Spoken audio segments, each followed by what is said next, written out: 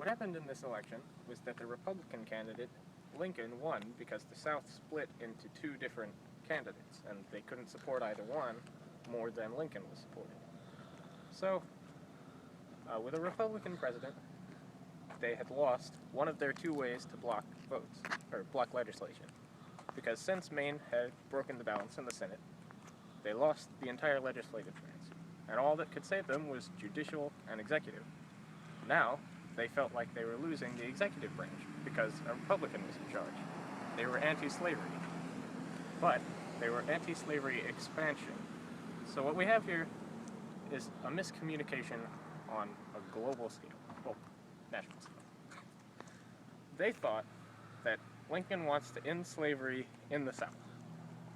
What he wanted was to end slavery's expanding into the West.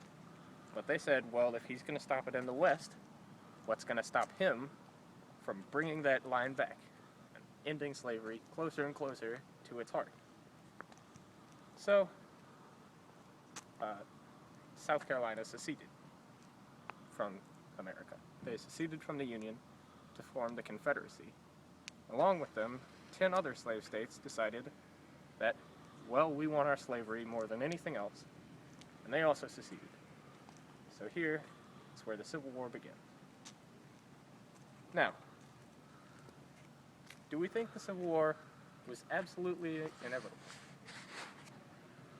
It's hard to say for certain, but it did happen, so I feel comfortable saying yes, the Civil War was inevitable, because it was a cultural issue, because the North and the South had been separating ever since industry came to the North.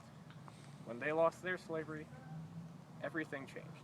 There was a huge divide between North and South, and fighting slavery in the South only brought that farther and farther out in front of the public.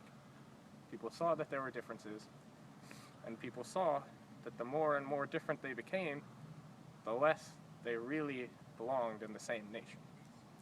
And so, after a lot of dramatic events and a lot of heavy legislation, the Civil War began.